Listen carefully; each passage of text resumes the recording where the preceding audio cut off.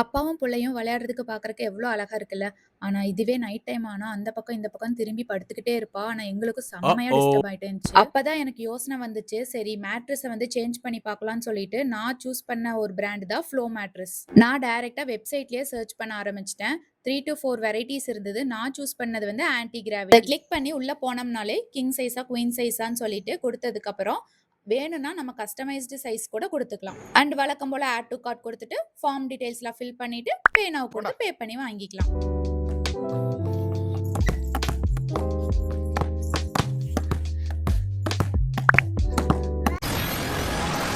And within few டேஸ்லயே இந்த mattress எங்க கைக்கு கிடைச்சிருச்சு. அண்ட் இந்த மேட்ரஸ் வந்த ஃபியூ மினிட்ஸ்லயே இத ஓப்பன் பண்ணி உள்ள எப்புட்றா இருக்கு? எப்புட்றா இவ்ளோ இன்ஃப்யூஸ்ட் பண்ணி வச்சிருக்காங்க? இவ்ளோ பெரிய மேட்ரஸ்ன்னு சொல்லிட்டு ஆர்வமா இருந்துச்சு. அண்ட் இதுக்கு மேலயே வாரண்டி அப்ளை பண்ணிக்கிற கார்டும், அது கூடயே ஒரு இன்ஸ்ட்ரக்ஷன் ஃபார்மும் குடுத்துருக்காங்க. சோ அதுக்கப்புறம் வந்து இத அப்படியே ஓப்பன் பண்ணா, இத்துணூண்டு இருந்த மேட்ரஸ் இவ்ளோ பெருசா ஊதிருச்சு. ஓப்பன் பண்ணவே நல்லா பெருசா ஊத ஆரம்பிச்சிருச்சு.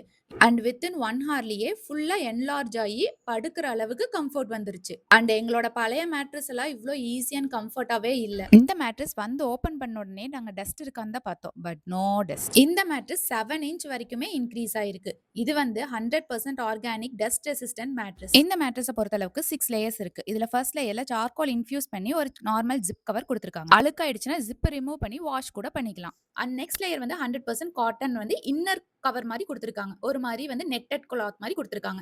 அண்ட் அதுக்கு அடுத்த லேயர் வந்து நேச்சுரல் பின் கோர் குடுத்த ஒரு லாட்டெக்ஸ் ஃபார்ம் குடுத்திருக்காங்க. அது பார்த்தாலே தெரியும். அந்த ஓட்டையா ஹோல்ஸா குடுத்திருப்பாங்க.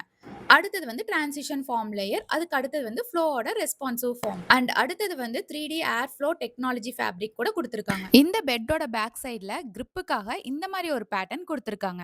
சம்டைம்ஸ் மேட்ரஸ கீழ போட்டு படுக்கிறவங்களா இருந்தாலும் கூட டைல்ஸ்ல போட்டாலும் எந்த ஒரு ஸ்கிட்டும் ஆகாது. அண்ட் இந்த மேட்ரஸ எடுத்துட்டு வந்து காட்ல போடலான்னு போடுறதுக்குள்ள இந்த மேடம் எங்கிருந்து வந்தாங்கன்னே தெரியல. இந்த மேட்ரஸ் வந்ததுலருந்து யாருக்கு என்ன குஷியோ தெரியல. இந்த ஆதிராக்கு பயங்கர குஷியா இருக்கு. அண்ட் நீங்களே லைவா பார்க்கலாம். அவ என்னதான் ஜம்ப் பண்ணி ஷேக் பண்ணாலுமே பக்கத்துல படுத்திருக்க பெர்சனுக்கு வந்து எந்த ஒரு டிஸ்டர்பன்ஸும் இல்ல.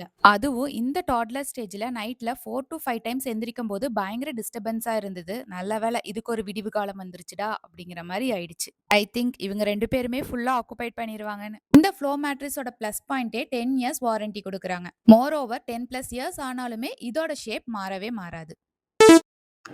கடைசில பார்த்தா இந்த ஆதிரா மேடம் எங்க 2 பேத்தையும் தள்ளி விட்டுட்டு, அவ மட்டும் தான் டான்ஸ் ஆடணும்னு சொல்லிட்டு மொர்ராக்கா பாட்டுக்கு டான்ஸ் ஆடிட்டு இருக்கா. அதே ஒரு குழந்தைக்கு ஒரு பொருள் புடிச்சிருச்சு, அது கம்ஃபர்ட்டா இருக்குது அப்டின்னா, அந்த குழந்தை வந்து அத விட்டு கீழயே இறங்காது. அப்பாடா! இந்த மேட்ரஸ்க்கு ஒரு விடிவு காலம் வந்துருச்சு. இனி நிம்மதியா தூங்கலாம். அண்ட் இன்னொரு பிளஸ் பாயிண்ட் என்னன்னா, 100 நைட்ஸ் ஃப்ரீயா கூட ட்ரையல் பார்க்கலாம். Wow.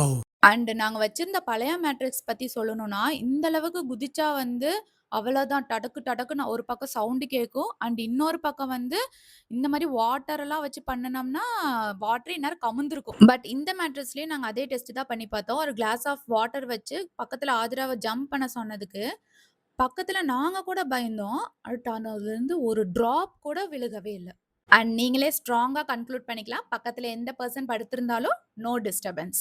ஆல்ரெடி எனக்கு நேசல் அலர்ஜி இருக்கங்காட்டி கொஞ்சமா டஸ்ட் இருந்தா கூட ஸ்னீசிங் கன்டினியூஸா வந்துட்டு இருக்கும். ஆனா அது ஃபர்ஸ்ட் நான் இத வந்து ஸ்மெல் பண்ணி பார்க்குறேன். ஸ்மெல் கூட வரல. புது பெட்டுங்கிற ஒரு ஸ்மெல் கூட வரல. நார்மலா தான் இருந்துச்சு. அந்த ஒரு ரீசன்க்காகவே இந்த பெட் வந்து எனக்கு ரொம்பவே புடிச்சிருச்சு.